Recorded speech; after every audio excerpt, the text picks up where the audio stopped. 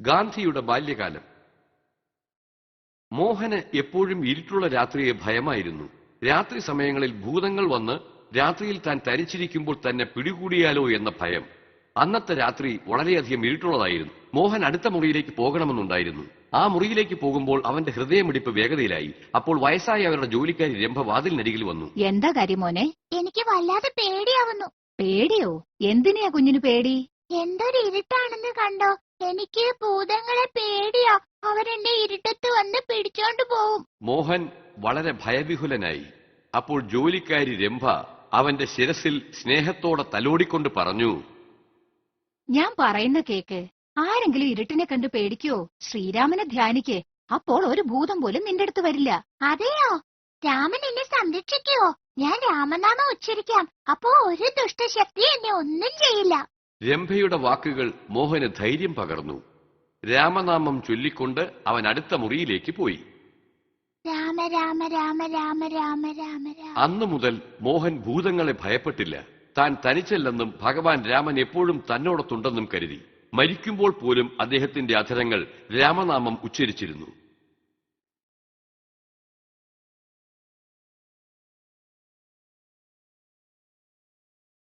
കുറ്റബോധവും പശ്ചാത്താപവും.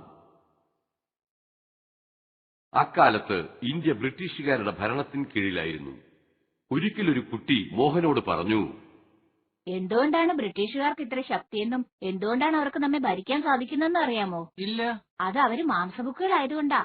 നമ്മളും അവരെ പോലെ മാംസബുക്കുകളായാൽ അവരെ നമുക്ക് ഇവിടുന്ന് വിരട്ടി ഓടിക്കാൻ കഴിയും. സത്യമാണോ? അതെ, നീയൊന്ന് കഴിച്ചു നോക്ക്. അപ്പൊ നിനക്ക് സത്യം മനസ്സിലാവും. മോഹൻ ഇക്കാര്യം മനഃപൂർവ്വം വിശ്വസിച്ചു. പക്ഷേ മോഹന്റെ വീട്ടുകാരെല്ലാവരും തികച്ചും സസ്യഭുക്കുകളായിരുന്നു. ഈ വിവരം എന്റെ വീട്ടുകാരെങ്ങാനും അറിഞ്ഞാൽ അവരെന്നെ കൊല്ലും. അങ്ങനെ പുറത്തുനിന്ന് അവൻ മാംസാഹാരം കഴിക്കാൻ ശ്രമിച്ചു. എന്നാലും അവൻ നുണ പറയുന്നതിനോടും മാതാപിതാക്കളെ വഞ്ചിക്കുന്നതിനോടും എതിരായിരുന്നു. എനിക്ക് തൊളിക്കാനാവില്ല. മാതാപിതാക്കളെ വഞ്ചിക്കാനാവില്ല. ഇനി മേലാൽ ഞാൻ മാംസം തൊടുക പോലുമില്ല. മോഹൻ പുകവലി ശീലത്തിലേക്കും വലിച്ചിഴക്കപ്പെട്ടു.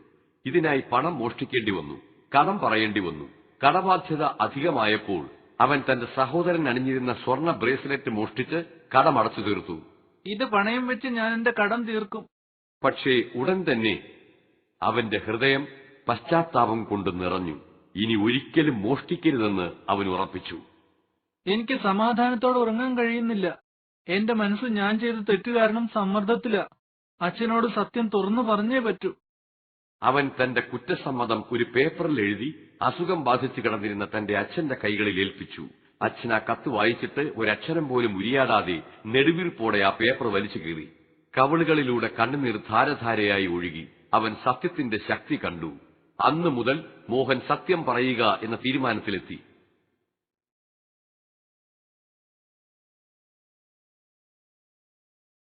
സത്യസന്ധത. മോഹൻ ഹരിശ്ചന്ദ്രൻ എന്ന നാടകം കാണാൻ വേണ്ടി അച്ഛനെ സമീപിച്ചു. അദ്ദേഹം തിരക്കിലായിരുന്നു. അച്ഛാ, നാടകം കാണാൻ പോകാം. എന്ത് നാടകാ മോനെ? ഹരിശ്ചന്ദ്രന്റെ നാടകം അച്ഛാ. എന്നോട് ക്ഷമിക്കും മോനെ, എനിക്ക് ഒരുപാട് ജോലിയുണ്ട്. നമുക്ക് മറ്റൊരു ദിവസം പോകാം. എന്നാൽ ഞാൻ എന്റെ കൂട്ടുകാരന്റെ കൂടെ പോയി നാടകം കാണട്ടെ? ശരി, പക്ഷേ സൂക്ഷിച്ചു പോകണം. പിന്നെ നാടകം കഴിഞ്ഞ ഉടനെ എത്രയും വേഗം വീട്ടിലെത്തണം. നാടകത്തിൽ ഹരിശ്ചന്ദ്ര മഹാരാജാവിന് ജീവിതത്തിൽ സത്യത്തെ നിലനിർത്താനായി തന്റെ രാജ്യവും ഭാര്യയും മക്കളും നഷ്ടപ്പെട്ടു. ഈ കഥ മോഹൻദാസിന്റെ മനസ്സിൽ ആഴത്തിൽ പതിഞ്ഞു. ഇദ്ദേഹം ഒരു മഹാനാണ്. സത്യത്തെ നിലനിർത്താനായി തന്റെ രാജ്യത്തെയും ഭാര്യയെയും മക്കളെയും ഉപേക്ഷിക്കാൻ അദ്ദേഹം തുനിഞ്ഞു. സത്യത്തിന്റെ ശക്തി എന്നെ ബോധ്യപ്പെടുത്തി. നാം എല്ലാവരും സത്യത്തെ പിന്തുടർന്ന് ജീവിക്കണം. അത് അസാധ്യമാണല്ലോ. എന്തുകൊണ്ട്? നമ്മളെപ്പോലുള്ളവർക്ക് അങ്ങനൊരു ജീവിതം നയിക്കാൻ പറ്റില്ല. ആദ്യമായി നമുക്ക് ദൈവത്തിൽ വിശ്വാസമുണ്ടാകണം. അപ്പോൾ നമ്മുടെ വിഷമഘട്ടങ്ങളെ തരണം ചെയ്ത് സത്യസന്ധതയോടെയുള്ള ഒരു ജീവിതം നയിക്കാൻ കഴിയും. ഈ നിമിഷം മുതൽ ഞാൻ സത്യസന്ധനായിരിക്കും. അതത്ര എളുപ്പമല്ല. നമുക്ക് നോക്കാം. അന്നു മുതൽ മോഹൻ സത്യസന്ധമായ ജീവിതം നയിക്കാൻ ആരംഭിച്ചു. അദ്ദേഹത്തിന്റെ സത്യസന്ധതയും ധൈര്യവും കണ്ട് ലോകം മുഴുവനും അത്ഭുതപ്പെട്ടു.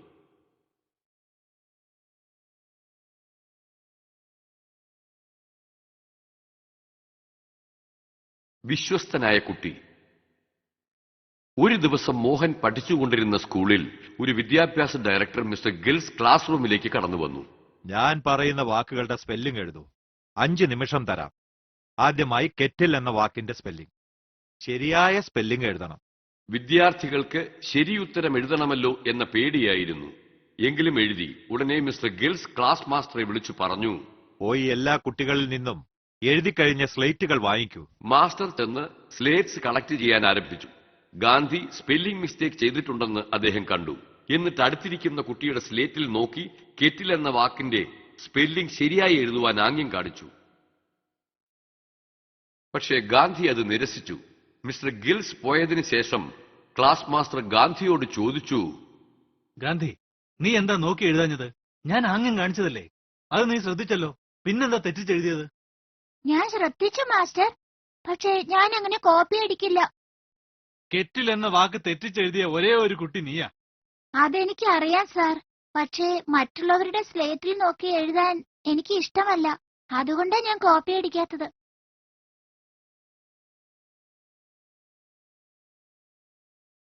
സത്യാഗ്രഹം. ദക്ഷിണാഫ്രിക്കക്കാർ ഇന്ത്യക്കാരോട് ഹീനമായി പെരുമാറിയിരുന്നു. അവരെ കൂലീസ് എന്നാണ് വിളിച്ചിരുന്നത്. വൈകാതെ തന്നെ ഗാന്ധിജിക്കും ഈ അനുഭവം പങ്കിടേണ്ടതായി വന്നു. അദ്ദേഹം ട്രെയിനിലെ ഫസ്റ്റ് ക്ലാസ് കമ്പാർട്ട്മെന്റിൽ പ്രിക്ടോറിയയിലേക്ക് യാത്ര ചെയ്യുമ്പോൾ ഒരു യൂറോപ്യൻ യാത്രക്കാരൻ ഗാന്ധിജിയെ കണ്ടു. നിങ്ങൾ എങ്ങനെ ഇതിൽ കയറിയത്? മര്യാദയ്ക്ക് ഇറങ്ങിപ്പോകൂ. ഈ കമ്പാർട്ട്മെന്റിൽ യാത്ര ചെയ്യാനുള്ള ടിക്കറ്റ് എന്റെ കൈവശമുണ്ട്. എന്നാൽ ഈ കമ്പാർട്ട്മെന്റ് വെള്ളക്കാർക്ക് മാത്രമുള്ളതാണ്. ഉടനെ ഇറങ്ങിപ്പോകൂ. ഇല്ലെങ്കിൽ സ്റ്റേഷൻ മാസ്റ്റർക്ക് കംപ്ലൈന്റ് കൊടുക്കേണ്ടി വരും.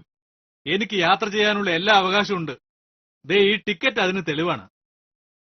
അയാൾ സ്റ്റേഷൻ മാസ്റ്ററിനെ വിവരമറിയിച്ചു.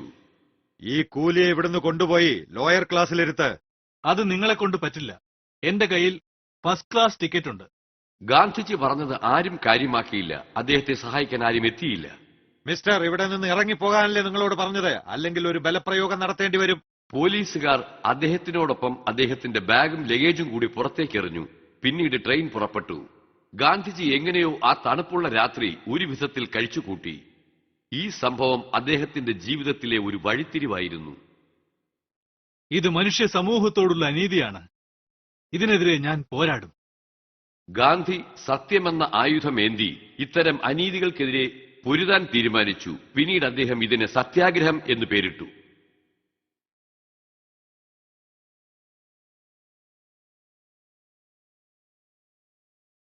അനുസരണം. ഒരിക്കൽ ഗോപാലകൃഷ്ണ ഗോഖലെ ഗാന്ധിജിയുടെ ആശ്രമം സന്ദർശിച്ചു. ആശ്രമവും അതിന്റെ പ്രവർത്തനങ്ങളും കണ്ട് അദ്ദേഹം അത്ഭുതപ്പെട്ടു. താങ്കളുടെ ആശ്രമത്തിന്റെ പ്രവർത്തനങ്ങൾ എന്നെ വിസ്മയിപ്പിക്കുന്നു. താങ്കൾ ഇവരെ എന്താണ് പഠിപ്പിക്കുന്നത്? സമൂഹത്തിന് ആവശ്യമായ പല നല്ല കാര്യങ്ങളും ഇവിടെ പഠിപ്പിക്കുന്നുണ്ട്.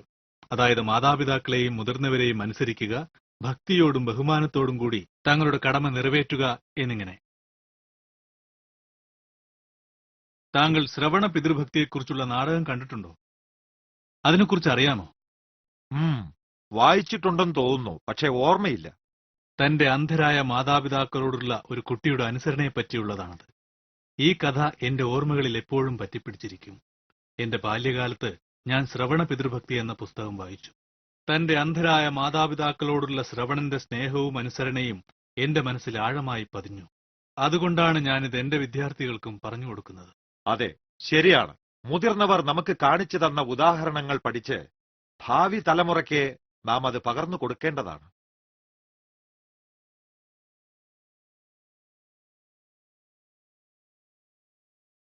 സ്നേഹവാനായ ഗാന്ധി. കുട്ടികൾക്ക് ഗാന്ധിജിയെ സന്ദർശിക്കാൻ ഇഷ്ടമായിരുന്നു. ഒരു ദിവസം ഗാന്ധിജിയുടെ വസ്ത്രധാരണം കണ്ട ഒരു കൊച്ചുകുട്ടിക്ക് അദ്ദേഹം ഒരു ഷർട്ട് പോലും ധരിക്കാത്തതിൽ അത്ഭുതം തോന്നി. അവൻ ഗാന്ധിജിയുടെ അരികിൽ ചെന്ന്, താങ്കൾ എന്താ ഷർട്ട് ധരിക്കാത്തത്? കുസൃതിക്കുട്ട, ഞാനൊരു പാവമല്ലേ? എനിക്കത് വാങ്ങാനുള്ള പണമില്ലല്ലോ. എന്റെ അമ്മയോട് ഞാൻ നിങ്ങൾക്ക് പുതിയ ഷർട്ട് തുന്നിത്തരാൻ പറയട്ടെ? നിന്റെ അമ്മയോടോ? ശരി, എത്ര ഷർട്ടുകൾ വാങ്ങിച്ചു തരും? താങ്കൾക്ക് ആവശ്യമുള്ളിടത്തോളം. ഞാൻ മാത്രം ഷർട്ട് ധരിച്ചാൽ അത് ശരിയാവില്ല. അപ്പൊ പിന്നെ ആർക്കൊക്കെയാ വേണ്ടത്? എനിക്കൊരു വലിയ കുടുംബമുണ്ട് മോനെ.